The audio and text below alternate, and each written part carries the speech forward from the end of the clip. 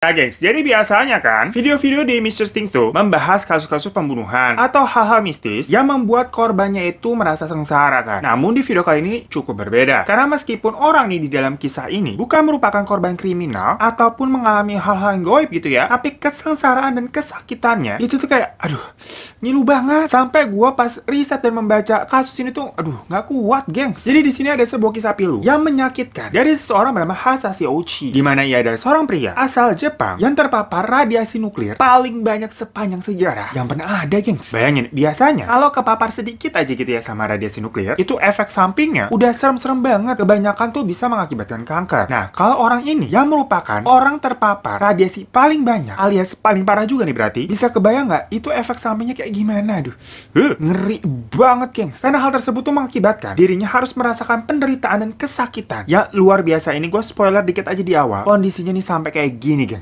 Nah, merinding nggak lu? So, kisah ini terjadi di salah satu pabrik nuklir bernama Tokaimura yang terletak di Tokaimura, Ibaraki, Jepang. Yaitu kira-kira sekitar 70 mil lah kalau dari pusat kota Tokyo. Nah, pabrik ini tuh didirikan pada tahun 1966 yang memang digunakan untuk memenuhi kebutuhan listrik negara Jepang, geng. Soalnya saat itu memang 30% kebutuhan listrik di Jepang masih menggunakan tenaga nuklir. Bahkan, Jepang itu menjadi negara nomor 2 nih setelah Prancis dalam hal persentase kekuatan daya listrik menggunakan tenaga nuklir pada zaman itu. Nah, pabrik Tokaimura ini sendiri itu terdiri dari dua fasilitas, gengs. Namanya pertama fasilitas GCO dan fasilitas Donan. Yang fasilitas GCO ini sendiri berfungsi sebagai tempat pengolahan uranium dan hexafluoride untuk dijadikan bahan bakar buat pembuatan si bahan nuklirnya itu. Sedangkan yang fasilitas Donan berfungsi sebagai pemadatan bitumen dengan cara membuang limbah radioaktif dan menggabungkannya dengan aspal di dalam sebuah alat seperti drum gitu yang besar banget. Nah, berasap ya otak lu bingungnya. Ngomongnya apa sih, gua anak IPS nih kagak ngerti kimia-kimiaan. Jadi simpelnya pokoknya kalau yang GCO tadi itu bagian yang membuat nuklirnya. Nah, kalau yang fasilitas Donan itu mengolah sisa limbahannya lah. Soalnya limbahannya itu kan berbahaya ya. Memang butuh dikelola secara khusus gitu loh. Mudah kan? Nah, walaupun memang sebenarnya tenaga nuklir itu memiliki banyak manfaat seperti untuk daya listrik, memajukan industri pertanian, pembuatan alat kesehatan, dan lain sebagainya. Namun udah bukan rahasia umum lagi lah kalau nuklir beresiko menimbulkan radiasi atau bahkan ledakan bila memang tidak dikerjakan dan diolah sesuai prosedur yang tepat. Makanya untuk mengolah nuklir nih itu dibutuhkan orang-orang yang memenuhi kualifikasi atau yang qualified lah, yang memang mengerti betul tentang proses pembuatan nuklir. Terus juga tahu nih bahaya apa aja sih yang akan ditimbulkan kalau salah mengolahnya, termasuk limbah yang dihasilkan tadi. Soalnya memang kelalaian dari prosedur pengelolaan ini pernah terjadi 2 kali, gengs, di pabrik Tokaimura. Kecelakaan yang pertama itu terjadi pada 11 Maret 1997 di fasilitas Donan, yaitu fasilitas yang mengolah limbah nuklir, di mana limbah nuklir yang dipanaskan itu pengolahannya tidak sesuai prosedur sehingga menimbulkan ledakan. Dan pada hari itu nih, waktu hari meledaknya maksudnya, ada lebih dari 21 orang yang terkena paparan radiasinya. Terus beberapa hari setelahnya dari ledakan tadi, pokoknya di dalam minggu yang sama lah, ada 37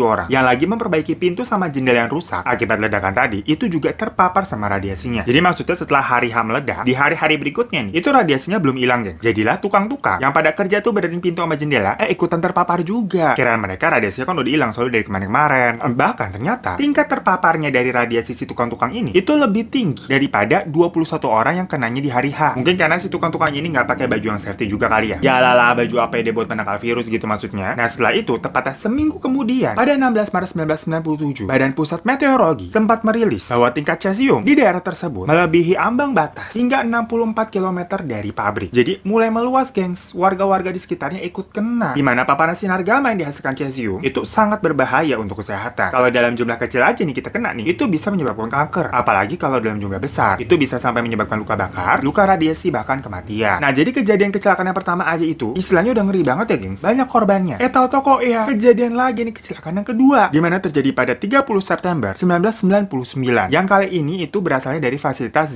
GCO, yaitu fasilitas pembuatan nuklirnya. Nah, yang ini lebih ngeri lagi, gengs, karena dari fasilitas si pembuatnya, ya waktu itu kejadiannya sekitar jam 10.35, berarti berapa tuh, setengah 11-an pagi-pagi nih, ada 3 orang karyawan yang bernama Hisashi Ouchi, Masato Shinohara, dan Yutaka Yukokawa, di mana mereka ini sedang mempersiapkan uranium sebagai bahan bakar. Dan ternyata saat itu adalah pertama kalinya bagi mereka ini menggunakan reaktor nuklir yang baru yang sebelumnya ini belum pernah mereka pakai. Jadi istilahnya pakai barang baru begitu. Dan ternyata setelah kejadian ini barulah diketahui mereka itu tidak qualified atau tidak punya pelatihan terlebih dahulu dalam bagaimana cara memakai alat tersebut. Padahal kalau berdasarkan SOP harusnya kan ada syarat kualifikasinya lah dan pelatihan terlebih dahulu gitu. Apalagi ini berhubungan sama nuklir. Kayak jangan main-main loh, jangan main-main. Ya alhasil orang orang-orang ini kayak hajar baik udah coba-coba. Dan parahnya lagi, untuk menghemat dan mempercepat proses produksinya, perkara ya biasa lah, dikejar deadline sama ditekan sama atasan. Mereka ini mencampur uranium langsung ke namanya ada tangki curah hujan gitu. Jadi sebenarnya kalau sesuai SOP-nya nih, harusnya nih sebelum mencampurkan bahan uranium ke tangki curah hujan, ada proses atau step-stepnya dulu nih yang harus dijalankan sampai baru masuk nih ke tangki curah hujan. Dimana teknisnya, uraniumnya itu harus melewati ada namanya tangki penyangga, terus kemudian dipompa ke tangki curah hujannya tuh sedikit demi sedikit gitu. Jadi nggak main langsung berkin aja. Dan uranium yang aman digunakan untuk dimasukkan itu maksimal bobotnya hanya boleh sampai 2,4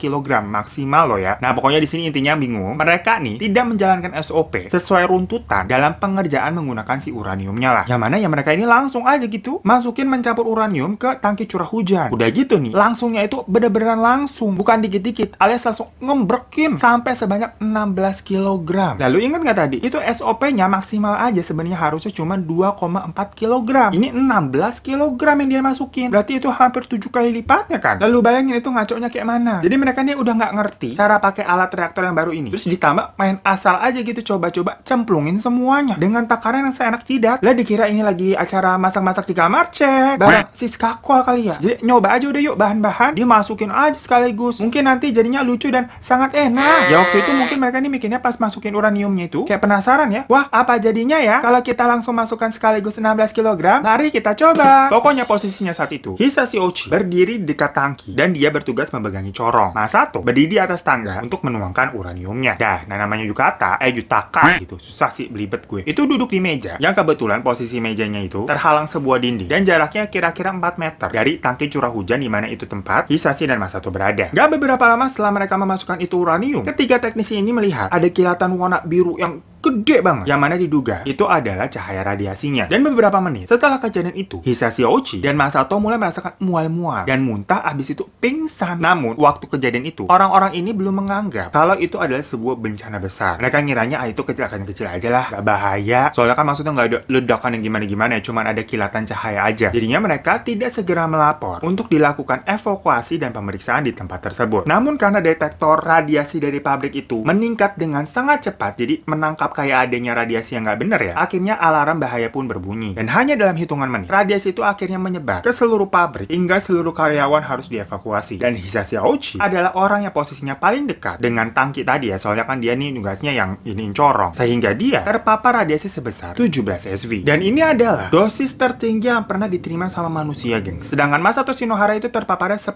SV atau Ziver, dan Yutaka menerima paparan 3 SV. Nah, padahal nih, paparan maksimum untuk seseorang manusia yang amannya boleh kena lah istilahnya, itu hanya 50 mili SV. Jadi lu hitung sendiri aja, kalau kenanya sampai 17 SV dan maksimalnya hanya boleh kena 50 mili SV, yaitu kan, wudih, gilanya udah berkali-kali lipat, udah nggak ngerti lagi. Dari sini, cerita mengerikan seorang Hisashi Ouchi pun dimulai. Kalian yang lagi makan bisa stop dulu kali ya, daripada lu mual-mual. Pokoknya kita mulai di hari pertama. Hisashi Ouchi pun langsung ditempatkan di dalam ruang isolasi ini. Dan saat itu, tubuh Hisashi Ouchi ini masih kayak manusia normal lah. Cuman tangannya kayak memerah dan membengkak, terus kayak terasa perih. Namun selain tangan, mata Hisashi itu juga memerah, tapi nggak ada luka bakar di tubuhnya, yang biasa kalau orang-orang derita jika terpapar radiasi dalam jumlah besar. Pokoknya pihak medis itu sangat memperhatikan kondisi dari Hisashi Ouchi, karena kan dia ini merupakan yang terkena paparan paling banyak, dan juga termasuk yang paling parah dalam sejarah yang pernah ada. Dan barulah di hari-hari berikutnya, kondisi Hisashi Ouchi mulai menunjukkan gejala-gejala seseorang terkena radiasi. Jadi kulitnya ini baru mulai nih muncul-muncul seperti terbakar, gengs. Sampai di hari ke-7, Hisashi Ouchi ini akhirnya dipindahkan ke rumah sakit Tokyo yang memang mempunyai alat yang lebih lengkap, dan langsung dimasukkan juga ke ruang steril. Di tahap ini, dia kehilangan banyak banget yang namanya sel darah putih. Pokoknya, sel darah putih di dalam tubuhnya itu nyaris 0, gengs. Jadi, sel darah putih itu sangat diperlukan banget nih sama tubuh kita untuk melawan infeksi di dalam tubuh. Nah, karena jumlahnya udah hampir 0, otomatis dia membutuhkan donor sel darah putih dong. Dan kebetulan, sel darah putih dari kakaknya itu cocok. Jadi, ya udah kakaknya mendonorkannya tuh. By the way, proses transplantasi darah putih yang dilakukan Hisashi Ouchi ini merupakan transplantasi pertama loh yang pernah dilakukan di dunia pada tahun itu. Dan obat-obatan yang diberikan ke Hisashi juga semuanya impor, didatangkan dari luar negeri yang paten-paten. Karena memang pemerintah Jepang mengumumkan bahwa Hisashi ini adalah pasien prioritas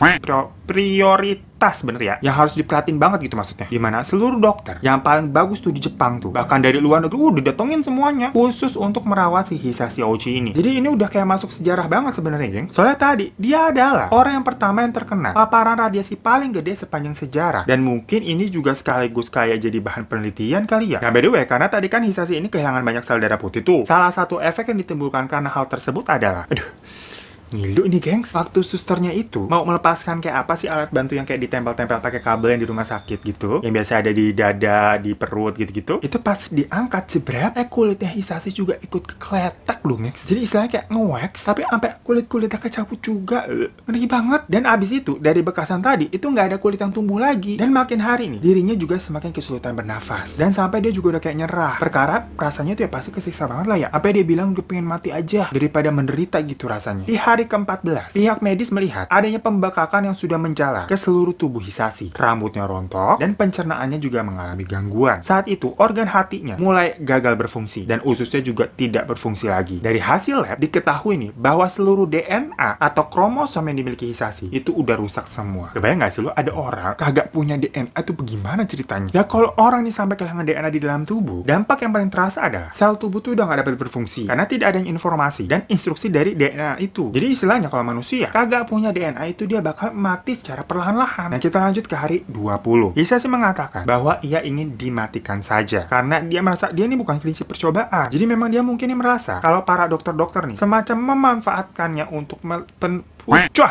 penelitian. Tadi gue kebelibet mulu saking ngilu banget nih gue bayangin ya. Jadi kayak dia nih ngerasanya gue jadi objek eksperimen gitu. Padahal kan itu rasanya udah kesiksa banget, tapi tetap dijadiin kayak penelitian kan empet ya. Soalnya selama 20 hari di sana, pihak rumah sakit ini telah melakukan 30 kali percobaan, gengs. Dengan alasannya ingin menyembuhkan dan menyelamatkan dia. Padahal dia juga tahu nih, maksudnya kalau kondisinya tuh ya mustahil buat disembuhin. Lalu di hari ke-27, sel darah putih yang sebelumnya tadi didonorkan tuh sama kakaknya, akhirnya rusak dan hilang juga, gengs. Karena di dalam tubuhnya Hisashi ini masih banyak radiasi. Jadi kayak percuma. Pokoknya lama-kelamaan kulit tubuh Hisashi itu semuanya terkelupas dan mengeluarkan banyak cairan. Ini gue agak nggak kuat sebenarnya ngomongnya, dari tadi tuh ngusuk-ngusuk perut kayak mual gitu. Boleh udahan kagak sih? Udah begitu deh pokoknya ceritanya. Aduh, abisnya nih ya, gengs. Gak cuman itu, ususnya nih, lu bayangin ususnya itu sampai mencair, yang mana tubuh Hisashi udah bener-bener nggak bisa diperbaikin lagi. Ya usus meleleh itu gimana ya Allah, bayanginnya, tolong lah. Ya tadi gue beneran megangin perutnya, megangin usus. Dan di hari ke-48 Hisashi mengalami pendarahan dan dia menerima transfusi 10 liter darah dalam kurun waktu 12 jam. Padahal umumnya untuk transfusi darah 0,3 liter aja nih itu membutuhkan waktunya 3-4 jam. Dan ini 10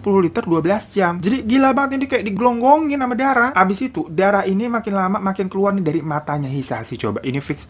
Udah horor banget. Uzubillah min zalik, ya Allah. Akhirnya dokter melakukan transpalasi dengan kulit buatan tuh untuk menutup kulit-kulitnya yang terkelupas, tapi gagal, gengs. Karena tidak ada satu kulit pun yang berhasil menempel sempurna di badannya Hisashi. Dan lebih parahnya ini karena juga otot-otot di tubuhnya Hisashi itu mulai rontok dan lepas dari tulangnya. Jadi makin lama tuh kayak digrogotin, makin lepas, makin copot-copotan semua. Dan di hari ke-59, jantung Hisashi berhenti sebanyak 3 kali dalam kurun waktu 49 menit. Tapi dokter berusaha menghidupkan dia lagi dengan alat pacu jantung, yang mana akhirnya dihidup lagi. By the way, kalau kalian dengar musik-musik di ini ada ondel-ondel lewat, biarin aja ya biar menghibur, nggak enak-enak banget nih gue. Tuh ada musik ondel-ondel tuh, dengar nggak? Nah pokoknya efek karena jantung Hisashi tadi sempat berhenti selama 3 kali tuh, organ jantung dan otak Hisashi itu mengalami kerusakan parah. Aduh, ondel-ondelnya gak ganggu ya musiknya ya. Habis di sini maksudnya apa ya? Banyak pihak yang mengecam perbuatannya. Berapa gue nggak berhenti dulu, biarin dah.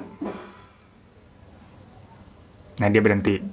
Mulai lagi. Nah, di sini maksudnya banyak pihak yang mengecam perbuatan para medis nih yang tadi berusaha menghidupkan Hisashi lagi. Semacam karena kayak maksain hidup banget sih. Padahal harusnya baik yang beranggapan nih, pas jantungnya Hisashi tadi berhenti, ya udah biarin aja. Kan bisa meninggal secara alami gitu jatuhnya. Biar tenang maksudnya, bukan apa-apa. Karena itu kesiksanya udah kayak begitu banget, gengs. Gak tega juga nggak sih liatnya? Ibaratnya udah tenang nih di sana dia, udah ngeliat cahaya surga, ditarik lagi sama dokter. Kan kesel gitu ya. Kayak tadi tuh kesel kita ada ondel-ondel lewat, nggak apa-apa deh nyari rezeki. Ya kalau misalkan kondisinya Hisashi ini kayak di sinetron-sinetron yang sebenarnya nggak kenapa-napa, terus pingsan gitu, ya nggak apa-apa itu dipacu, dibantu dengan alat pacu jantung. Tapi kan ini kondisinya beda ceritanya, gengs. Udah kayak mayat hidup. Lanjut kita ke hari 81. Akhirnya pihak dokter memutuskan untuk tidak lagi melakukan percobaan penyelamatan pakai pacu jantung. Misalkan kalau nanti-nanti nih jantung Hisashi mulai berhenti berdetak lagi. Dan memang keluarga Hisashi juga itu menyetujui hal tersebut. Karena mereka ini menganggap lebih baik Hisashi mati daripada tersiksa. Ya bukannya nggak sayang, yang kalian ngerti lah maksudnya gimana. Dan di hari ke-82, Hisashi mengalami pendarahan yang sangat hebat, dan saat itu seluruh organ-organnya sudah berhenti bekerja. Hal ini membuat para pihak medis melepaskan semua alat bantu yang ada di tubuhnya Hisashi. Dan di hari ke-83, tepatnya di tanggal 21 Desember 1999, akhirnya Hisashi ini menghembuskan nafas terakhirnya. Dan saat Hisashi Ochi meninggal, Masato Shinohara yang tadi terpapar radiasi sebesar 10 SV masih terus menjalani proses perawatan karena kondisinya kan memang juga tidak separah Hisashi. Saat itu dia menjalani pengobatan untuk kanker dan melakukan banyak cangkok kulit. Ya lagi karena kondisi memang tidak separah Hisashi, jadi proses pengobatan yang dilakukan itu lumayan lancar. Cuman setelah perjuangan setelah 7 bulan, gimana pun juga radiasi yang dia terima itu kan cukup besar ya, di atas batas wajar. Ya hasil paru-parunya mengalami pendarahan dan menyebabkan gagal paru. Hingga akhirnya pada tanggal 20 April 2000, Masato ini juga meninggal. Sementara yang terakhir Yukata yang terpapar sebesar 3 SV, dia menjalani perawatan dari Rumah Sakit Ilmu Radiologi selama 3 bulan dan dia dinyatakan sembuh karena dia hanya mengalami penyakit radiasi yang bisa dibilang ringan. Meskipun satu-satunya berarti orang yang berhasil selamat ya dan masih hidup, di bulan Oktober tahun 2000, Yukata menghadapi tuntutan dan tuduhan karena kelalaian pekerjaan. Dan masalah ini juga pastinya menyeret pimpinan teratas dari fasilitas GCO, yang mana dia juga harus bertanggung jawab atas kelalaian terhadap prosedur. Nah, pihak pabrik Tokemura itu juga harus membayar ganti rugi sebesar 121 juta US dollar sebagai kompensasi kepada sekitar 6.800 penduduk yang ada di sekitar pabrik yang juga terekspos dari radiasi. Nah, kecelakaan nuklir dari Tokemura ini itu sebenarnya bukanlah satu-satunya kecelakaan nuklir yang pernah terjadi di dunia, gengs. Banyak juga kecelakaan nuklir yang dahsyat-dahsyat dan nggak kalah serem sampai satu kota tuh benar-benar nggak bisa dihuni lagi. Namun cerita ini pada saat itu, Hisashi Ochi adalah orang pertama yang terpapar radiasi paling besar dan kondisinya itu bener-bener ngeri banget. Sampai ya pasti ini bikin kalian jadi ogah makan kan. Dan banyak juga makanya nih yang menyalahkan pihak medis karena kayak tadi tuh tidak membiarkan Hisashi Ochi ini kayak mati aja daripada mengalami kayak kesakitan yang berlebih kayak gitu. Ya makanya nih pelajarannya kita nih dalam melakukan sesuatu itu ada baiknya juga ya alon-alon asal kelakon lah. Jangan gerasok-gerusuk gitu buru-buru, dimana kan bisa menyebabkan hal-hal yang mengerikan. Ya semoga aja kita selalu dilindungi ya gengs. Oke, thank you semua yang nonton channel ini. Jangan lupa untuk klik subscribe-nya di bawah buat kalian belum. Kalau kalian udah terima kasih banyak. Kalau udah support channel ini juga boleh minta like ya. Dan jangan lupa juga follow Instagram gue @hirotarivan. Sampai jumpa di kasus Mr. Thing selanjutnya. Dadah, mana tuh ondel-ondel. Ondel!